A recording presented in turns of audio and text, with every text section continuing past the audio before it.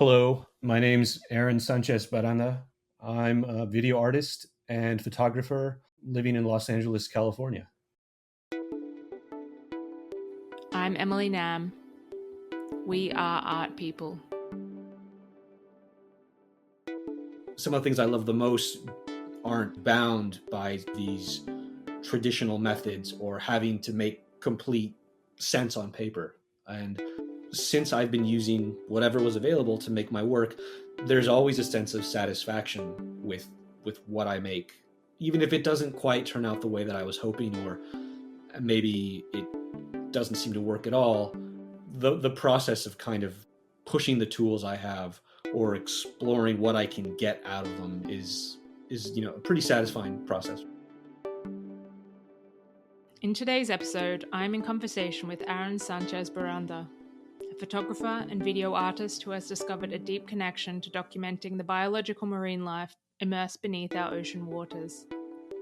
Aron has spent many years along the Californian coast and in relationship with the environments that surround him, working with moving image, stills, and in collaboration with musicians and sound artists. Aron's work is both a creative expression and an ongoing documentation of the conditions of the marine world. It must be acknowledged that marine habitats speak directly to the shifts in urbanization, pollution, degradation in ecosystems, and the complex cycles of global warming. Through the experience of making work, Aron has unavoidably witnessed this through visiting the same locations over a prolonged period of time and observing these shifts. His Instagram, Waterbod, is a cacophony of colour, movement, and delicious creatures filled with life and abstraction. Aron has collaborated with Venezuelan musician and record producer, Arca, directing the mesmerising visuals for Madre featuring Oliver Coates. And works have been presented as large-scale video installations in Times Square's Midnight Moment, the Venice Biennale, and for Neo Shibuya TV in Tokyo. Hi, Aron. Thank you for joining me today. It's really nice to have you. Thank you. Thank you for having me. So you are based in California? I am. In the last couple of years, I've been living in Los Angeles, and before then, I lived in the San Francisco Bay Area for a number of years. And is that where you grew up in the Bay Area? A bit. My grandmother, she lived in the Bay Area, and my mother and I lived in San Diego, California, so just Southern California, basically. So I would kind of go back and forth a bit. So Mm-hmm. I spent a good portion of every year growing up in the Bay Area, and then kind of being in San Diego for school and things like that. Is San Diego on the coast? It is. It is right on the Yeah. coast and right next to the Mexican border. Oh, okay, very south, yeah. Yeah, very south, right, very end of California. So I was introduced to your work through your Instagram account, Waterbod, which is this beautifully done high resolution documentation of marine life. And so it makes sense you've had this very nourishing experience of being and living by the water for the majority of your life. Well, it's been kind of especially as far as the ocean goes, kind of an acquired sort of interest. Growing up in San Diego, there's a lot of beach culture, I guess you could call it, and the beaches can be a very crowded place. Your relatives come to visit for the summer, and they want to go to the beach, and everybody goes. And as a kid, that didn't really appeal to me so much. But as I got older and found myself spending more time in Northern California, that's I think when it really became a place that I was drawn to. And sometimes I think you're not even necessarily interested in the beach culture, but being by the water can have this impact on you. I think some people like to be in the desert and, land. Yeah, yeah, I think so. Like I said, most of my life I've lived in California, but for a brief period, I was living in Portland, Oregon, which is, I think, maybe 45 minutes or so away from the coast. And I immediately I noticed it. I don't know that it was, you know, upsetting or anything, but I definitely felt a difference being inland and not being able to see the ocean or get to the ocean, kind of easily. Yeah, that's interesting, isn't it? Have you got a film background or what's your creative background? Well, I like to kind of put it that I've managed to fail laterally as much as I can in life. And my background is in music. From the age of about 5 or 6 to about 25, I was heavily involved in playing music in school and on my own. Later on in bands when I was a teenager and into my 20s, and I eventually found myself working as a recording engineer. And this was close to the time when I started kind of shifting my focus to visual things. And I'd done music and I'd done things involving sound for so long that I think eventually you know, in a way, I kind of got burnt out, at least on the process that I'd been involved with. And so, um, there was a recording studio that I was working at that kind of went out of business, and a few other things in my life sort of kind of came to a head. Um, and I found myself very, very gradually, and certainly not on purpose, but I found myself spending more time at the ocean. And around the time I just got an iPhone, so that kind of made at least very easily documented photos possible. And so it kind of started from there. But yeah, to get back to your question, my background is primarily in music, and that's, I think, kind of how I came to where I'm at now.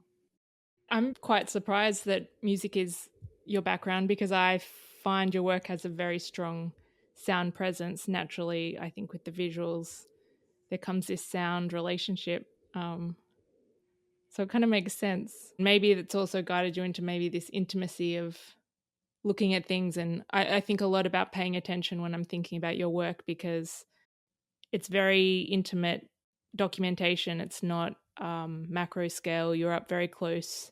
You can see very singular cells, or not cells, but filaments, and it's just so heightened that I think training in music can bring that awareness. Being trained to listen can have an impact on how we experience with the senses.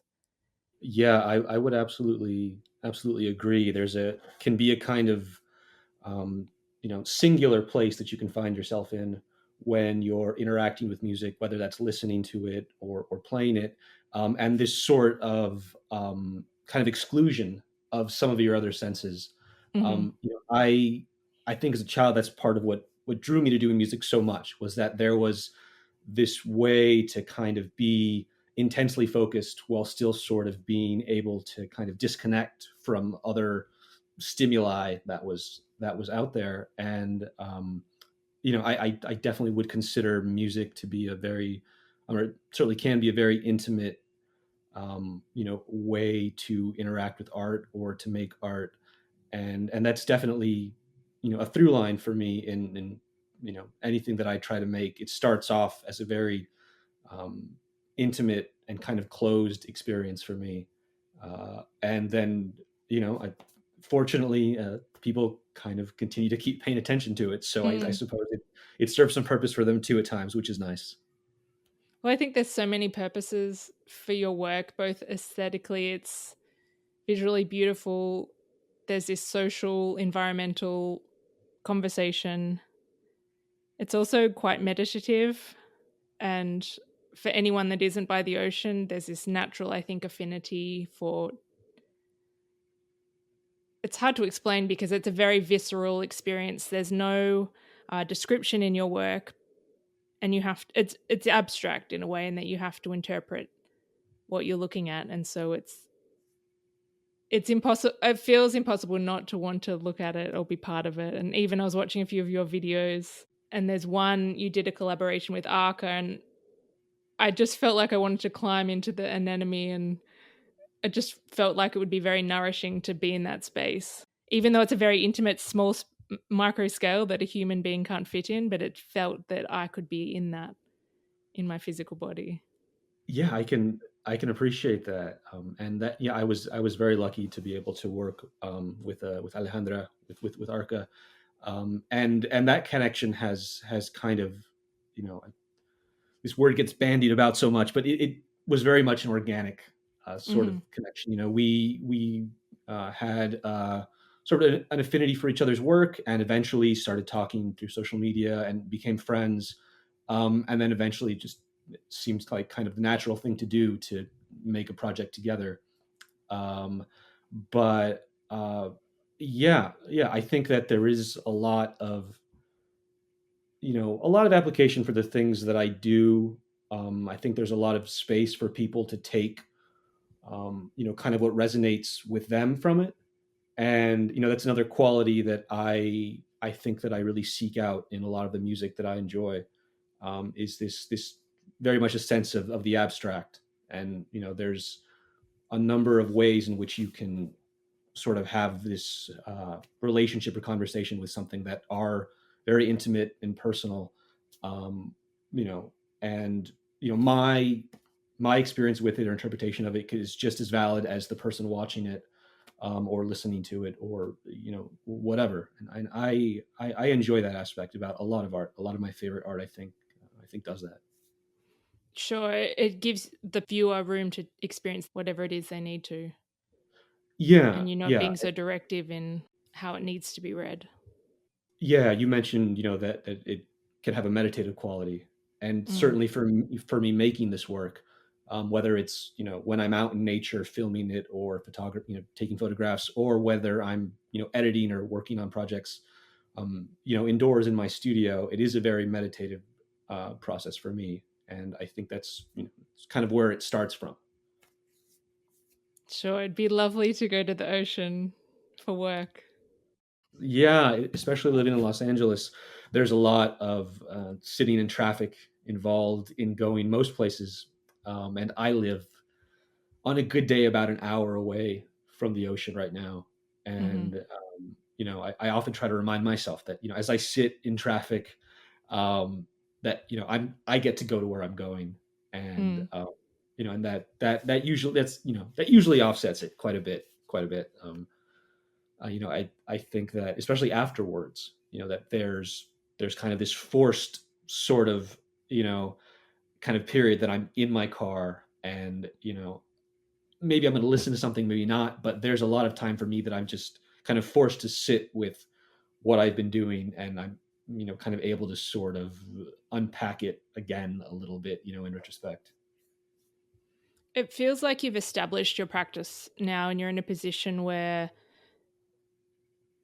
you've got maybe a lot more interaction on the, let's say, business side of things. How often are you going and documenting and working, or is a lot of these recordings from past years? How do you manage that? Well, it kind of depends on the project. I recently did a music video for someone, and I ended up using footage, probably about as old as 2016, going up to about, I'd say, 2022. So sometimes, the project will kind of call for something that I already have and have had for a while. Um, and other times, maybe it's has to do with who's commissioning the work. But I will do something kind of specifically for what's been brought to me. So if it's music, I might go out with an idea, or maybe the person, the musical artist has given me cues to go off of, and I'll go and I'll film something kind of specifically for that.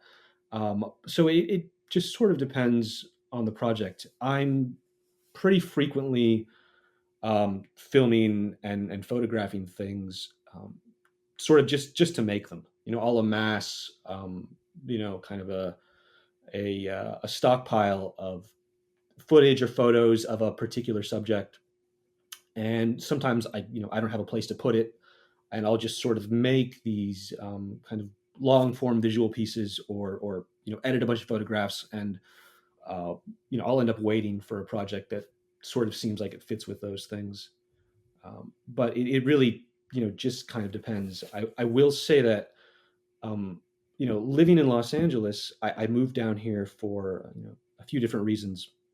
Um, but one of them was like you're saying, to sort of get a little bit more traction. You could say business wise, Hmm. and that's definitely played out pretty well, um, living down here. But when I was living in the San Francisco Bay Area, um, it was a lot easier to get footage, to get photographs, to find things. That environment really lends itself, to seeing a variety of things. And I think Los Angeles, for kind of obvious reasons, is a lot more urbanized, a lot more spread out. And so in one place, I kind of had an abundance of material, and there was sort of this lack of connection to this greater infrastructure that's out there. And since coming to Los Angeles, I think that I've really been able to address that a bit more. But the paradox is that now I'm finding myself taking trips. I just actually got back from the San Francisco Bay Area a couple days ago. I will make these trips to places that I know and have this relationship with, I guess you could say. And then I'll come back to Los Angeles and then spend time kind of figuring out the next project, or the next thing that I'm doing. When you were in the Bay Area and it was a bit more regular, because I can understand that it's a completely different ecosystem. Yeah. And I think when I see your works, I think, oh, that's incredible that that still exists, because we are in these urbanized areas where it's just naturally dissipates from pollution and just urban areas and having extra people. It's just not possible. But when you were going out, were you building a relationship with the areas that you were exploring, and was there some kind of consistency of um, marine life there, or how did that develop, or was there something that developed? Well, the areas that I kind of started doing this in, and worked in for a long time, and I suppose I still do at times work there. They're areas that I'd been going to off and on throughout my childhood on the San Francisco coast. My grandmother lived in an area called Daly City, which is just south of San Francisco, and it butts up right against the Pacific Ocean. Um, so um, you know, I found myself spending more time there because my grandmother had a pretty difficult struggle with Parkinson's and dementia. And so, towards the end of her life, she needed a lot of care. And I found myself, for a period, you know, involved with a lot of that, and Mm-hmm. eventually helping her sort out some of her affairs as far as moving to assisted living, and transitioning from her home, and dealing with all the things that kind of come along with that. And I found myself taking breaks at the ocean just to kind of go for a walk. Or, for a while I was walking my cousin's dog, and it was just because I wanted somewhere to go, and it was, calming. And, as I mentioned earlier, I had a new iPhone, so it was fun to point that at things. Um, and so I found myself, in these places that I'd always known were there, and that I'd spent a little bit of time in as a child. I found myself there more and more often. And, uh, I gradually just started working my way down the coast. I go to one beach and kind of move on south to the next beach and the next beach. Um, and this was, maybe over a couple years, when it was just me and the phone, and the dog. And eventually, you know, I thought I'd get a cheap digital camera. Digital cameras were offering video at the time. It was a kind of a novel feature that you could get both in this camera. And I gradually started to see more and more wildlife. Initially, I was taking photographs of sea lion carcasses, and of kind of detritus that had washed up on the beach. And kind of without really trying very hard, I started to encounter more and more living things. Um, and that's when I, would kind of periodically just turn the video on my camera, and take a video for, reasons that weren't exactly clear to me, but just seemed, you know, to be for fun. So, um, I went back to these areas more and more. And over the next few years, kind of as I guess I started to sort out what would become my practice, I found that certain areas made sense to go to more often. There was topography that lended itself to being able to access more of the coast. More, at this particular beach, more would be uncovered at low tide versus a couple miles north of there, things like that. And so um, I really did over time develop, a real familiarity with the space, with how the ocean moves in these areas, and definitely what sort of animals are around. And I've probably been doing this close to 10 years now, and in that time, um, it's been pretty shocking to see the decline in biodiversity and in you know not just the decline in biodiversity, but sometimes sort of the opposite end of that, the other side, kind of the pendulum swings the other way, and there's kind of this proliferation of certain species. And in a very incidental way, I've observed and kind of come to understand just how quickly some of these animals are, you know maybe not going extinct exactly, but certainly in some local areas. There are things that I saw 8, 10 years ago that I don't see at all, anymore. Not a single, individual. And that's something that I've seen working up and down the California coast, here in Los Angeles, and in the Bay Area, and kind of in between, is that every year that I go, or every season, or every sort of demarcation of time you could think of, I see less and less. Um, and while I kind of hesitate to, I think, be as heavy-handed as I think some artists tend to be, and maybe need to be, about what's happening.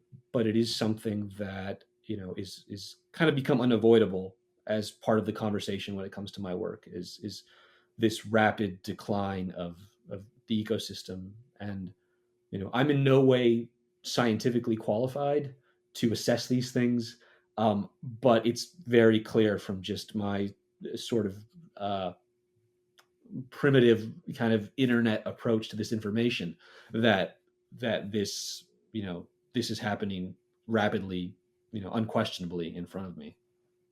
Well, it's interesting because it's not that you've gone out and to do a research project because you predict this is happening. It's something that you've become aware of just by being present, and over that long duration of time, being able to see it and reflecting on it.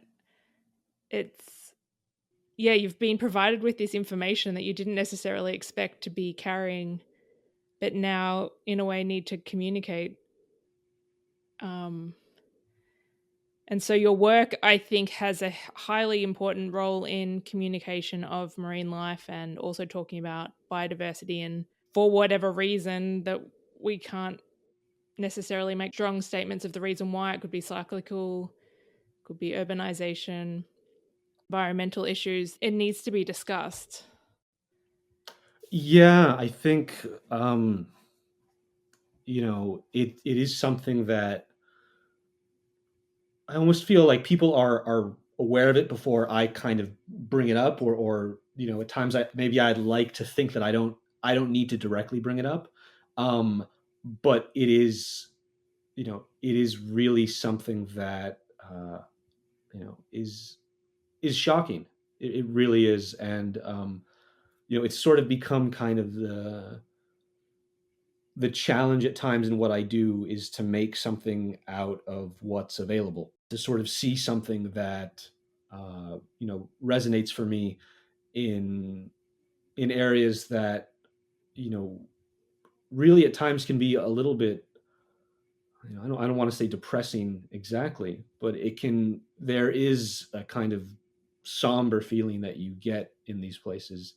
um, and you know in a more intimate sense, a lot of most of my work, that I've ever done creatively, um, is to kind of a sort of escapism for me, of a Mm-hmm. type, and so I think at times I've sort of look um, to kind of free myself of sort of this, kind of burden of information that we have, you know, so much nowadays.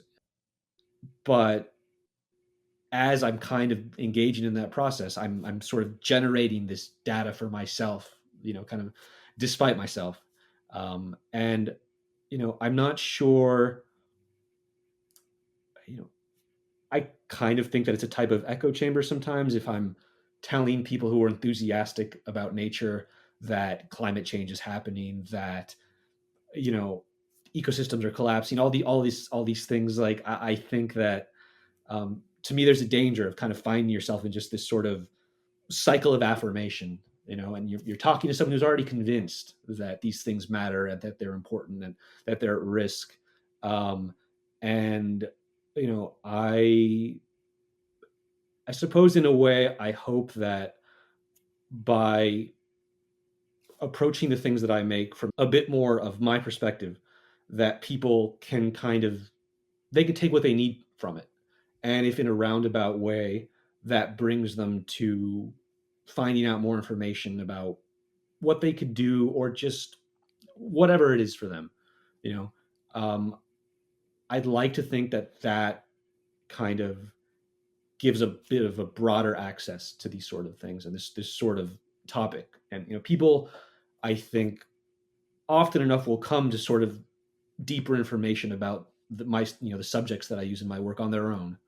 Um, and when it's something that I put onto social media, I make an effort, if I'm aware, to include the scientific name of the organism, so that if someone would like to, they can take the computer in their hand and they can find out all the information that I would have um, pretty sloppily paraphrased if I were going to start answering questions, or make what I'm doing more of a didactic kind of process, where I'm Mm-hmm. explaining something to somebody. And I find that many people, at least when it comes to social media, they very much would like to know more. They have questions about what they're seeing. They want to know what it is. They want to know if it's dangerous, or whatever else that might be out there. In regards to biodiversity and loss of species, I Yeah. think it's difficult to read a scientific paper and have data that's government policy kind of talk. But for the common public, your work builds a relationship. And so if you see something you've documented and then to think that that's disappeared is quite, there's a sadness and a grief to think that incredible animal is alive and living, and then for it to disappear, that creates more of a, well, for me, I have a personal interest in marine life and environmental issues, but there's something different about seeing the animal itself. And as you're saying, like, people can then look it up on, you've just given the species name and they can look it up and get more information. And I feel that's accessing a greater public than other conversations around climate change and problems Yeah. around the Yeah. environment. Yeah. I do think that there's room for any number of approaches, but Mm. you know It can my become misled if it's not understood clearly. yeah, yeah. And I think to me, my initial interaction with nature, in my own life, or even as programming on television, um it came from a very sort of natural and kind of unobstructed kind of place. I was in my backyard and I was looking at, I was lifting up a rock, or watching television. And when I first started watching television, I didn't speak English very much. So Mm-hmm.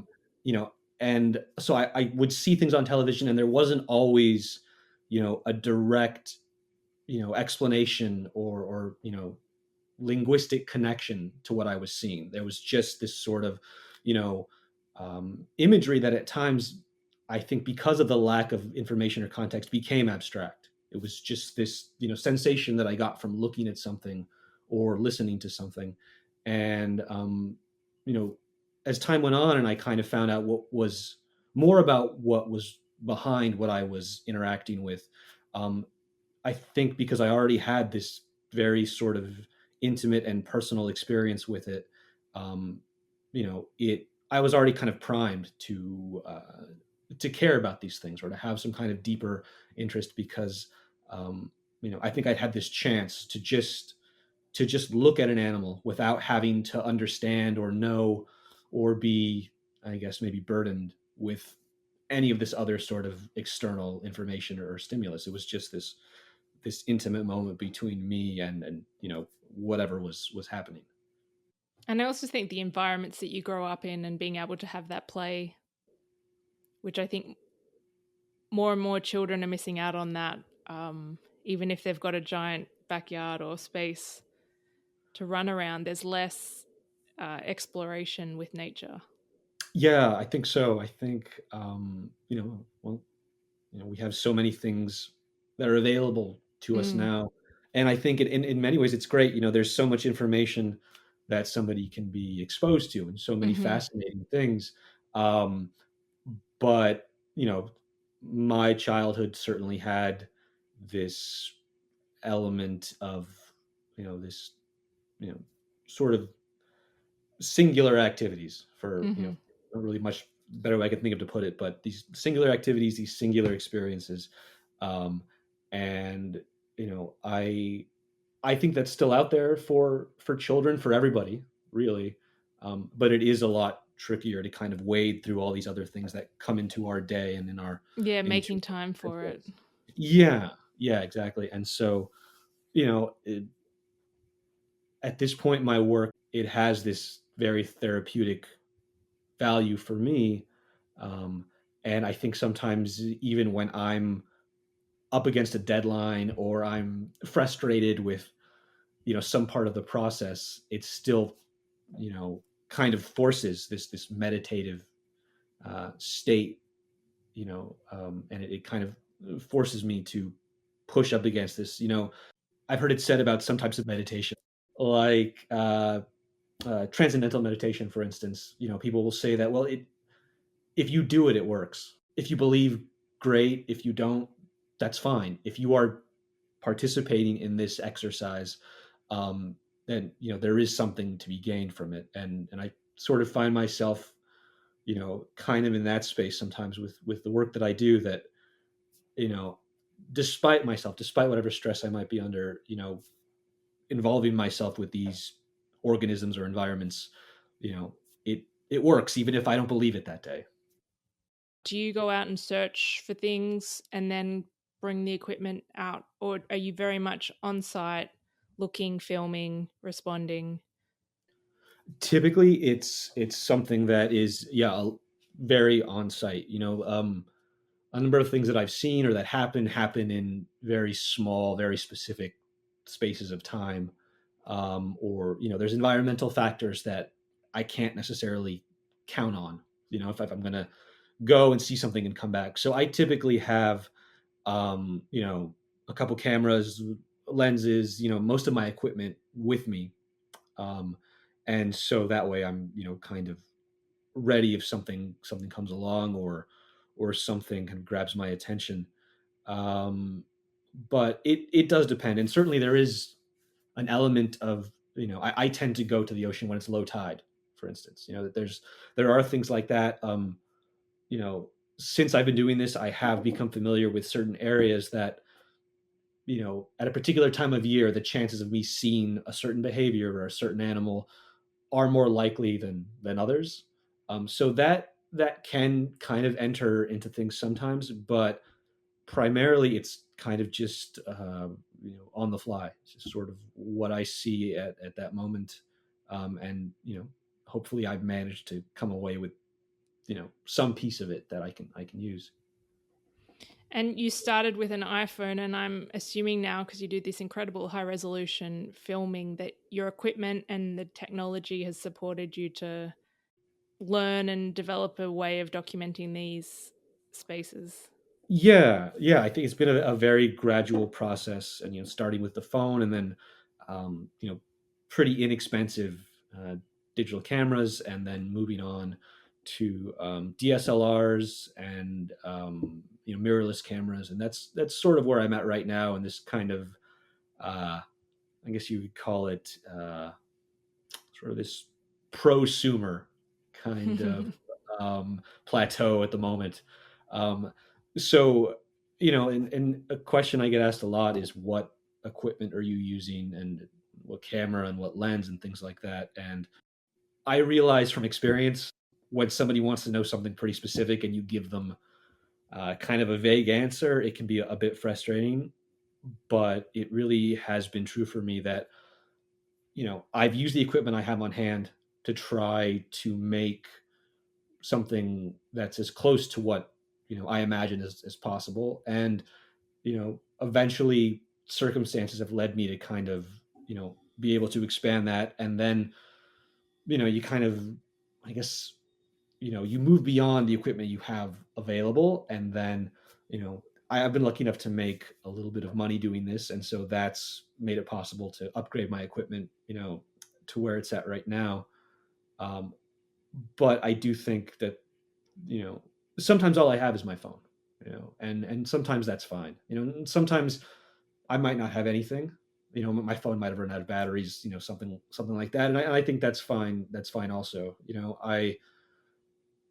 I think it's been important to me not to make everything that I see kind of have to live in this space where I have to extract something from it, or that there's this need to kind of turn over. I hate the word content these days, but to have to kind of turn over this content from every moment that I spend looking at things, or being outdoors. So yeah, it's been a pretty natural and again incidental process. I've used what I had, eventually kind of stumbled across the resources to maybe get a little bit more, and that's how I've been developing what I do. I also think the equipment can bring different ways of approaching documentation, and maybe the highest quality camera might not be so relaxed, or bring yourself with a different point of view with the iPhone, for example, because it's less not financially invested. But do you understand what I'm saying? Like I it's do, I do, yeah, and that's something that rings pretty true for me. And again, I kind of find myself referencing some of the music that I love. That there's all kinds of music that's made with a lack of or overabundance of equipment, or theory or training or anything like that. And you know some of the things I love the most aren't bound by these traditional methods or having to make complete sense on paper. And since I've been using whatever was available to make my work, there's always a sense of satisfaction with what I make, even if it doesn't quite turn out the way that I was hoping, or maybe it doesn't seem to work at all. The process of kind of pushing the tools I have, or exploring what I can get out of them, is a pretty satisfying process for me also. I don't know you, so I don't want to make any assumptions of how you approach things, but I wonder what you think about you're in collaboration with the ocean and with nature, and even some ways you're dependent on what they give to you and what they make available to you to share and document. So you're not Yeah, fully in control of this process of creating. yeah, I would agree with that, and that's something that really appeals to me. Um, I enjoy working collaboratively, and although maybe if I get a bit cynical, it's sort of a stretch to call the ocean or these animals my collaborators. But you're absolutely right. I am dependent on what shows up. What's happening. So many factors that are beyond my control.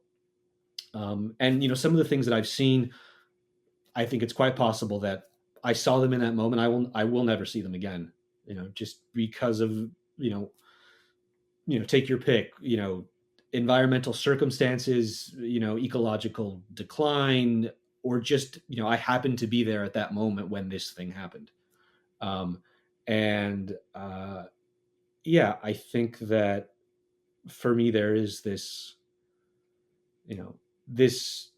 value in going into these environments and letting kind of what's going to happen. I'm very rarely there looking for something specific or trying to, you know, look at environmental cues that are going to then lead me to, hunt down this specific organism. I mean, that has happened, but much more often I'm just going to these places and letting things kind of unfold.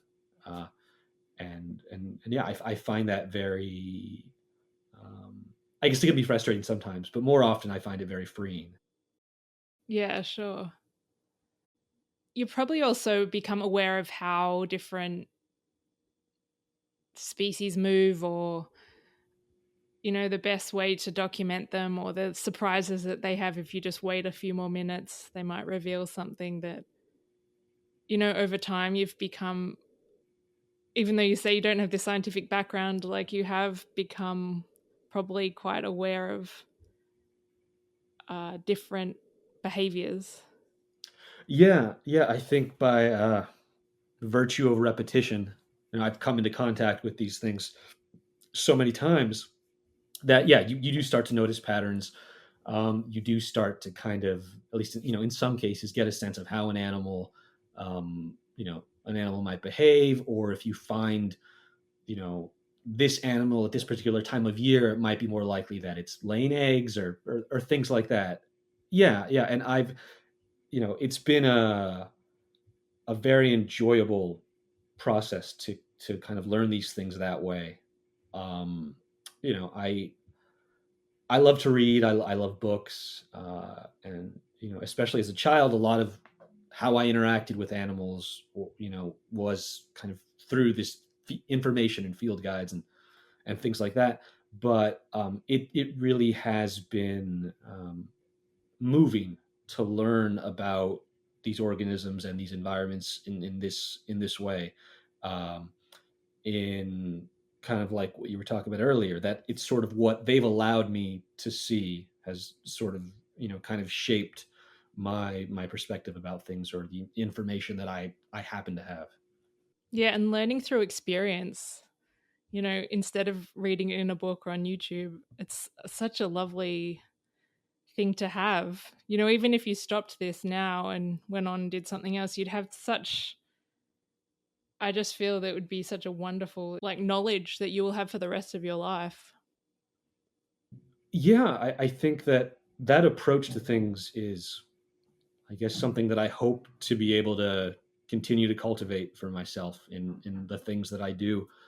Um, a lot of what I find myself doing with this work is waiting, or listening, or kind of, much like with music, this singular approach to what I'm involved with, that it's kind of hard to get in most of the arenas that we find ourselves in now. And I, like anybody else, I get frustrated if my internet connection's slow and I can't Wikipedia the next thing that I happen to be curious about, or my wife and I are having some argument, and I would like Google to come in and settle it now and explain which one of us is right or wrong. I definitely fall into those traps, I guess. But yeah, I'm very thankful that the work that I do, um, I guess partly forces this kind of approach on me, and also kind of lends itself to me leaning into this, Mm. kind of take on things. I think the frustration, I'm sure, like you mentioned before about pushing content, because your Instagram is, you facilitate it in a way to really drive content. And I can imagine that's becomes then a pressure to continue. Um, Yeah, that need for more content, and it kind of, yeah, as you're saying, like leaning the other way and just knowing that it'll happen. But when did you start to bring this work onto Instagram, or find that Instagram was a tool for you to start documenting? Or were you documenting in other ways, or how did that Right. relationship start? So, um, you know, once I started I just moved on from the iPhone and I was using these kind of lower end digital cameras. I started looking at these photographs that I had and wondering what I could do with them. And my partner at the time, she suggested that, well, why don't you start a blog of some kind? You can maybe you can sell some prints, something like that. And up until this point, I had, I resisted Facebook and MySpace and all these things. I hadn't participated, and but I did. I was curious, to see what I could, if anything, I could sort of make happen with what these things that I was doing. So I decided on a Tumblr. I think just because I liked the quality of the photos. I tried something else and I preferred Tumblr, so I went with Tumblr for a bit, um, and maybe for about a year or so, and got what felt like you know a significant following, I guess, whatever that. I don't know how you measure that, or I don't know how Tumblr even had followers. yeah, I don't know. Yeah, I don't I mean, know, it was but such a different landscape at yeah, that time. yeah, absolutely, absolutely. And so, but I started talking to more people and seeing that people were paying attention to what I was doing. Um, and around that time, a friend of mine said, "Hey, I think you should go on Instagram. I know that you don't love social media really, but I think Instagram is a place that could help you out and more people could see what you're doing." And so I kind of reluctantly started the Instagram.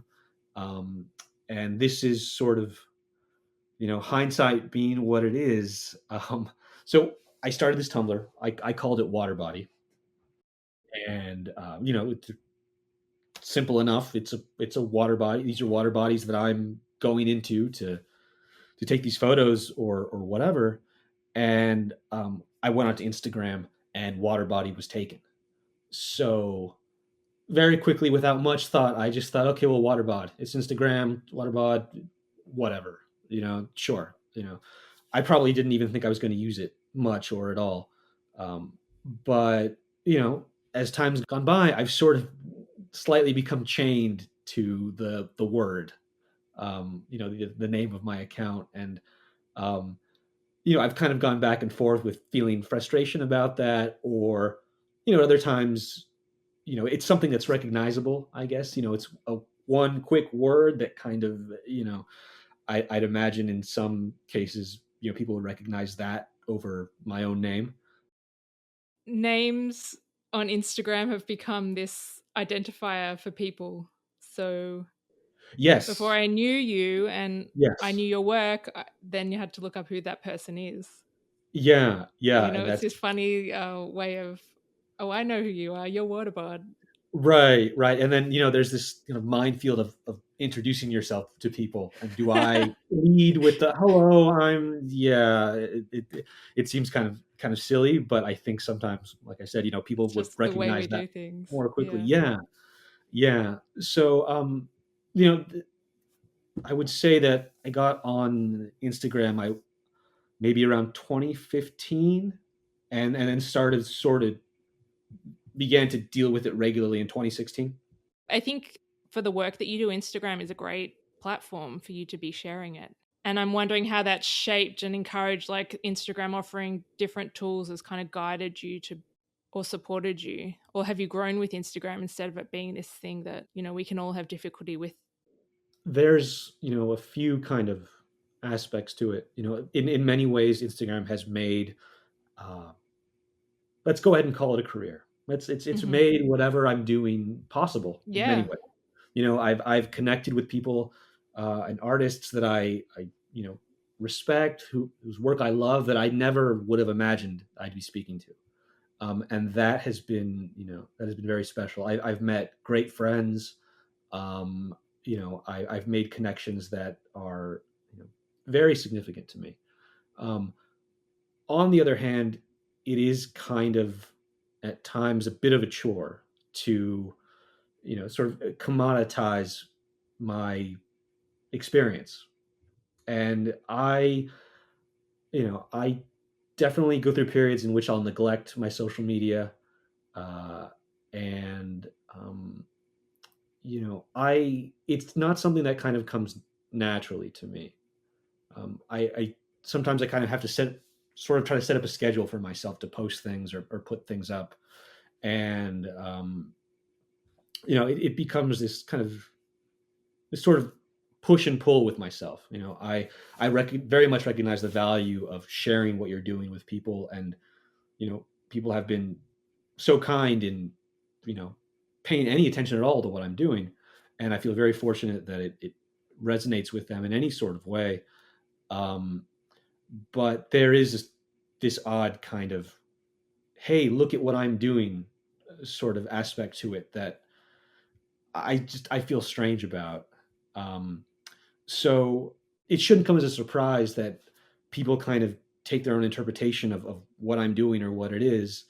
But I for me, my Instagram is basically a sketchbook. I take pieces of things that I'm working on, in most cases, and I'll put up 30 seconds or so of this thing.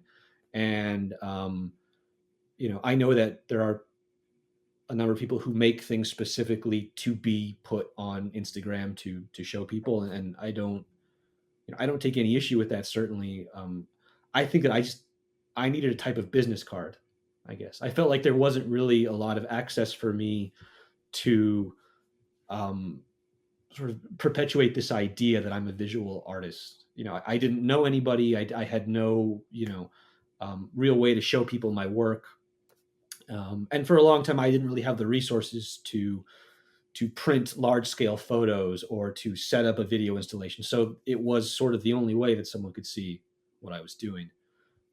So, I found it to be this necessary appendage.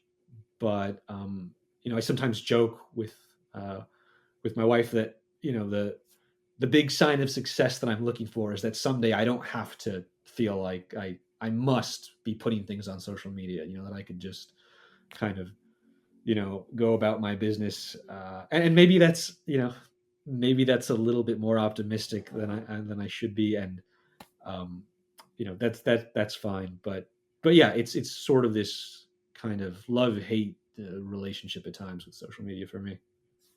I think there's a generation of artists, and I have this envy that they sort of bypassed and established their careers well before social media, that they don't actually need to have social media. Yes, yes. Um, and I personally have, I don't know what difficulty is the right word to describe it, but I think there is this pressure you have to be on it. Like I want to be at that stage where I'd never have to be on Instagram again. But then I Right. don't think that that's ever going to happen, because I just think it's part of our culture now. I And I think think so. Yeah. shifting that perspective of just going, okay, this is like Tumblr now. But maybe I had a different relationship to Tumblr because it wasn't so. There is this other part of it that's maybe feels a bit not evil, like toxic or something. Yeah, I think it has that potential. I mean, but I suppose television before this, or the Mm, internet, or there's always something that I suppose if you um, allow yourself to kind of get caught up in it, that has the potential to you know be looked at as this evil presence in our lives, or evil influence. But overall, with any of these things, television, the internet, social media, for me, I I have to admit that overwhelmingly they've been positive for me. Whatever sure. self-conscious, feelings I might have about it, if one looks at the data, I think, you can see, at least for myself, I've been very lucky that it's been, a tremendously positive thing for what I'm doing, at least for my work. Yeah. How do you want to have your work presented? You've done some incredible large scale installations, which just seem like would have been an amazing experience to view these.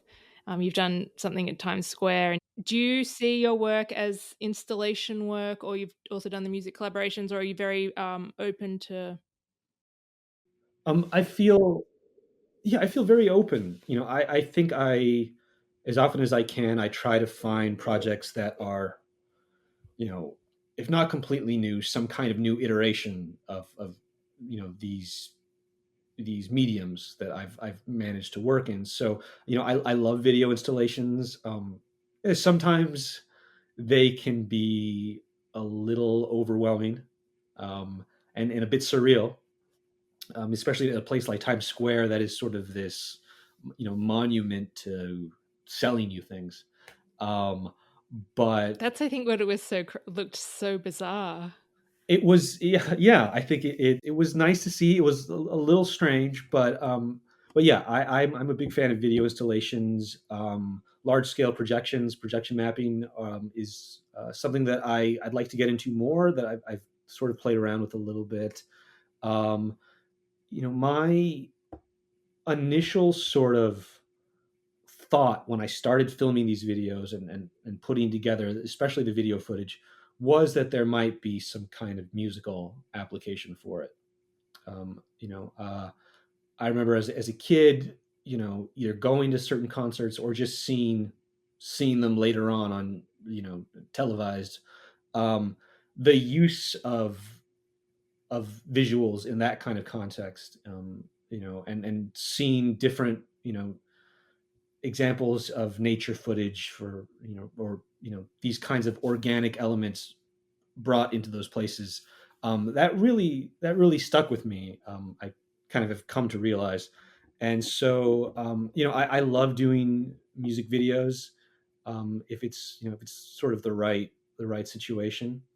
And the video that I did with Arca, um, before I knew her, before we become friends, I had started to gather the footage that would be either I would use as reference later on or would ultimately be part of the video. Um, and I thought to myself, at the time, Arca was one of the artists that I most wanted to work with, if not the artist that I wanted to work the most with. And I started gathering this footage and kind of figuring out how to film the animal that's in the video, before I had spoken to her, before any of this sort of stuff had developed. And right as this was maybe the end of 2020, we found ourselves kind of talking about, well, wouldn't it be interesting to do a project together? um, I finished sort of this cycle of filming this animal, and you know I found myself doing exactly what I'd been hoping to do. And I hesitate to throw the word manifestation around. Did seem pretty odd that I had started out with this idea and somehow it had found purchase, and that when I showed it to Alejandra, she was very excited about using what I had. Well, I think those connections just click, whether it be manifestation or, coming together with a similar mindset. And that video is just, it's stunning. Like the detail and my question maybe about that is like the time scale. How do you play with time scale and movement? Well, For example, of that one. well, in that particular video piece, um, I haven't really, for the most part, I haven't manipulated the time. There isn't any kind of time lapse. There isn't any kind of. Most of it is shot in real time. Mm. The interesting thing about that particular project, is that to get this particular animal to show up, um, I kind of found over a few years it would show up in between October and November. And to get the angle of the sun that I wanted the setting sun kind of reflecting off the animal and off the water. Put this in a very narrow window of time. And so it would kind of come to pass that for about uh, maybe 12 days or so every year, I would be able to work on this idea, and I'd be able to see this animal. I'd be able to have the light working the way it was working at that time. And so it was about 3 years of work that ultimately ended up turning into that video. Um, and so, on the scale of time, it was it was really interesting because so many things changed in the years that I was finding this animal, thinking I would like to film it, trying to film it, not really being satisfied with the results, having to go back, et cetera, et cetera. And yeah, and I would not have been in that position. I would have been having the conversation with a dear friend if I hadn't been on social media in the first place. So yeah, that's where I find myself, and I'll, I imagine I'll probably keep on having to deal with it in some way or another. Sure, and just like balancing the positive experiences with it. I was curious if you can go for walks along the beach without a camera. Ah, at this point, living in Los Angeles, probably I would. Um, what I usually end up doing is if I'm going to go to the ocean these days, uh, for better or worse, it's a work day, and I bring something, uh, even if it's just if I'm just going to do field recordings, just record some audio. I try to bring something with me.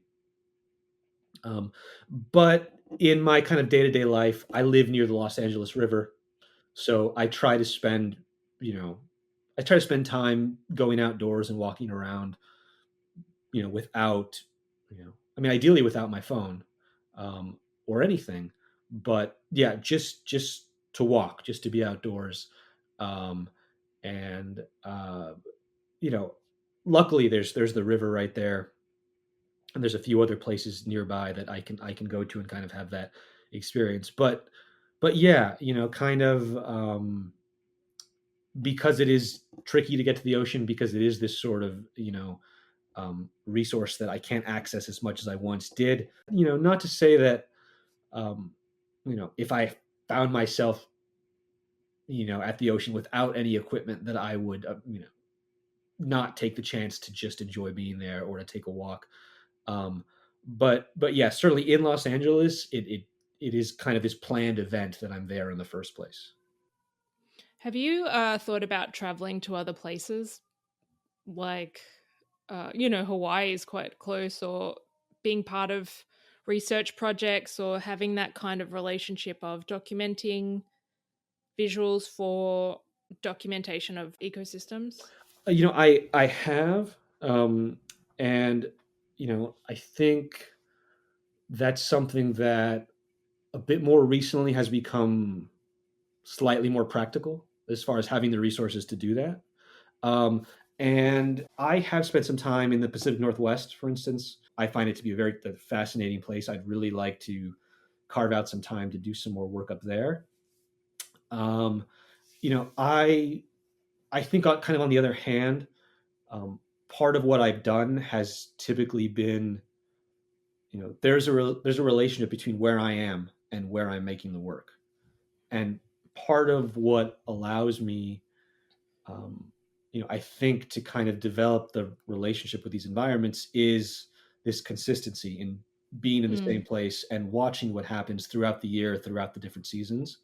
yeah, Um, definitely. so in a way, sometimes I sort of feel like I owe the places that I've been spending time in something, that I think, to kind of see the larger picture of what I've been doing, benefits from that consistency. Um, but you know, I am interested in kind of exploring other places, and in the past few years, I've kind of been branching out a little bit, and I'd like to do that more. It would be interesting, to be commissioned to be in a specific place and make work from, this, a set of limitations. Maybe they aren't having to do with what I'm used to, but to put myself in an area and spend time, like I suppose like a residency, something like that, um, and there are things out there like that that I may explore a bit more in the coming years. Yeah, again, like is a sort of balance. I am curious to see other places. I think there is um, value in me, kind of exploring that for my work and um, for you know, whatever value the information that I might gather from there could have. Um, I do value kind of staying consistent with the places that I've come to know and I think have you know any sort of business talking about. I do understand now in your work that the relationship is important. Like over time, it's not just you're there taking a quick photo or documenting it, it's about coming back. Yeah, yeah. I think for me that the producing my work for me kind of, if I'm lucky, puts me back at least for a time in this state that relates back to my childhood, relates back to how I initially started to interact with the natural world. Mm. And that is that's something that I think I'm always sort of, you know, kind of chasing for myself. Um, and and so, you know, there is this sense of familiarity and abstraction in kind of bringing myself back to these same places and sort of you know, letting the environment provide something, letting myself free myself from sort of having to understand everything that's happening or having to kind of categorize what's happening. And be present. I think that's really lovely. I'm not sure if I have a feeling they're in California, but there's this group called Ambient Church. They do performances in New York, and it's a sound performance, and they do it in various different churches throughout the city, once a month. But they also have this visual projection on the interior space. I thought about your work in that environment. And so it's very large scale, but it's also in relationship to the music, which could be electronic or it could be orchestral. But just a thought about sound being important. And now that I understand that you've had this sound background, um, I think there's so much scope for your work and how it's shared Well, thank you. outside of social media, because it's like limiting of my own perception of that's how I was introduced to you. I like there's so much more going on behind those spaces that can be engaged with in a completely different way, and I think sound can be that a tool to dip into whatever. Yeah, I very much agree. I think that one of the things that I've been doing a bit more recently and was lucky enough to do over the summer was I performed at an arboretum and I did live visuals along with live music. Mm, And so that's something that I've wow. been kind of developing a bit more recently, and kind of figuring out, my software and hardware preferences. But to kind of make this, this sort of this audio visual kind of project that exists, pretty much for that performance, and kind of it shifts and Mm, changes, the next night, and I was able to do a performance with a group who works in New York called Leia. I'm a huge fan of their music, and they were kind enough and gracious enough to work with me on this thing over the summer. And we had a large projection, in a grove of trees at an arboretum, and this very immersive and very kind of transient relationship and peace that we were able to put together. And that was really special. I was really grateful to them for accepting the invitation, and I'm hoping to do more this year. I've in talks with a few different kind of organizations for that, and yeah, I think that I have seen something about ambient church before. I'm not sure if Laraji was involved. Yeah, it's that Is sort that of yeah, garagey yeah, realm. yeah, that sounds about right. Yeah, I would love to be involved with what they're doing. I think it's great, and there is something about orchestral ambient music.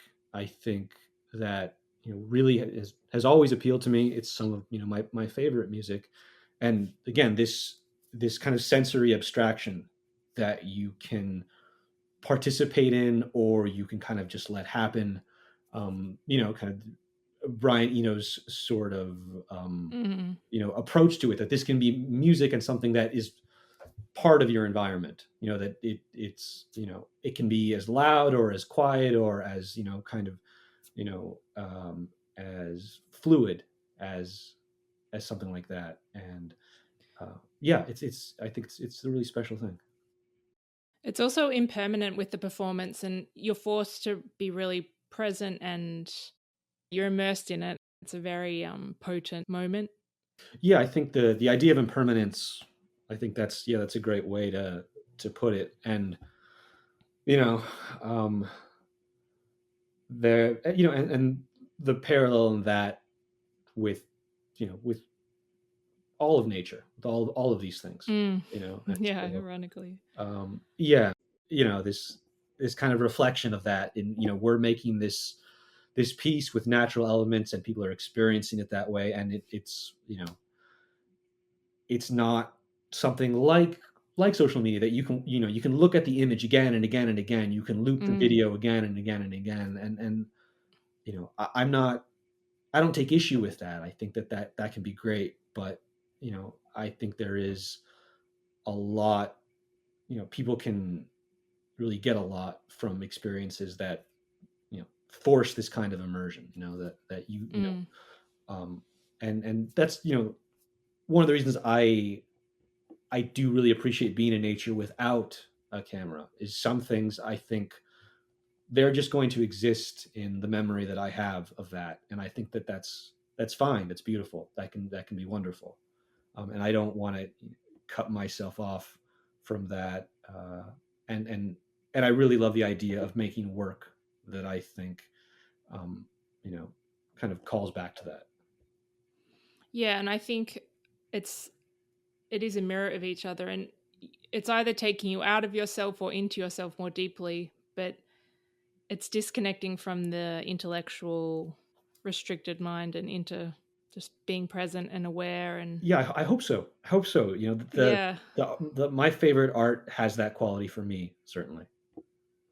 yeah, I think that is the hope for maybe a artist or creatives to transcend, or transcends maybe not necessarily the right word, but to just connect.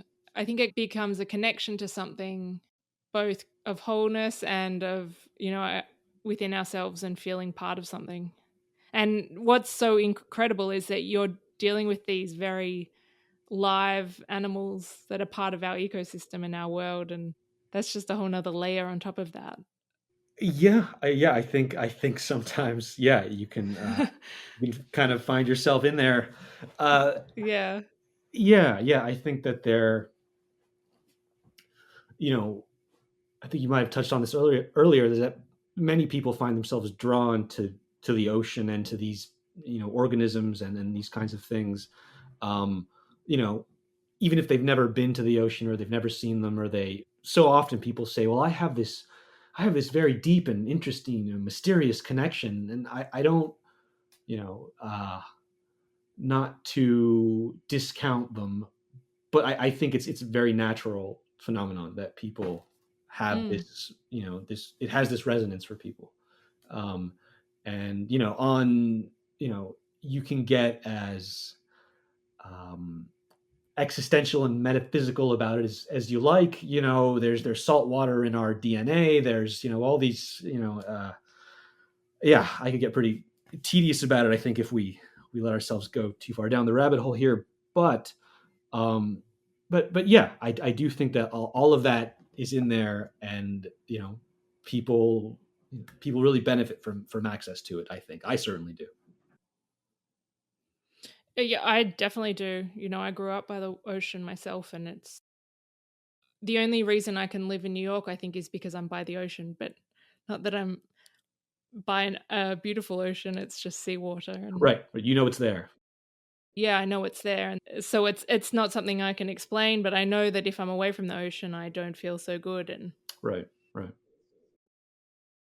it's so nice that you've found this um, language and vocabulary to take this work and share it and continue to share it in different ways. I think there's so much potential for also collaborative practice, um, which is exciting. I'm sure that going out and recording all the time can be quite, as much as there's also that need for isolation, it's nice to be able to bring it back and share it with other people. Yeah, I think that's a really good point, and it is something that in my professional and personal life kind of comes up, and it really can be, very fulfilling to collaborate with people on things like this, and you know to be able to to be able to make something that is um, that doesn't exist without you know all parties. Mm, mm. Do you do all the editing, video editing of your work? Yeah. Like everything's done yourself? Yeah. Yes, yes. I do all the things myself. Sometimes I get some pretty valuable input from my wife or a friend about something that I've look at this, then look at this, and so um, I do value some of the people who are kind enough to involve themselves with what I'm doing. But yes, as far as the construction of it, it's just me. So it is really your creative practice and you're part of it Yeah. as it's being built. Yes. Yes, I would say so. Mm. Okay, so my last question I like to ask is, what do you celebrate? It's an interesting question. Um,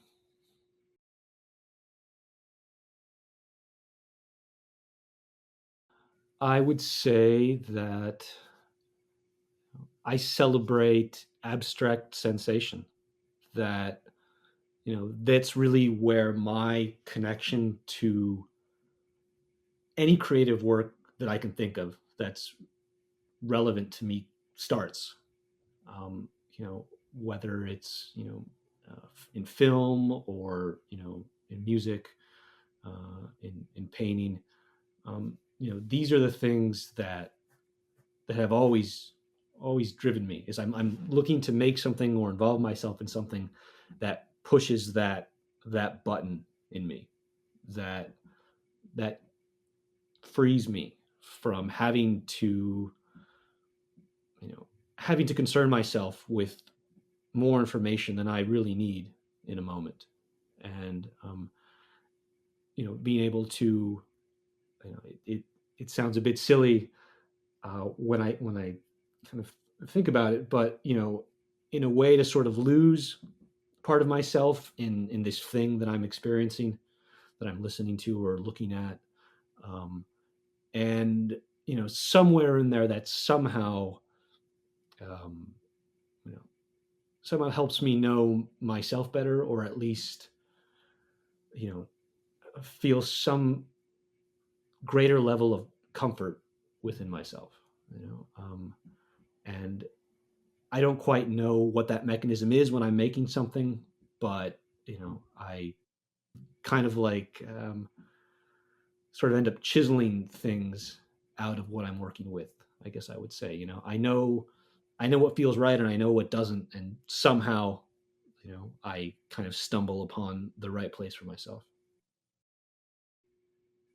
Yeah, I think that's a really nice process to be receptive to. When we first started talking, you told me that you laterally failed at everything.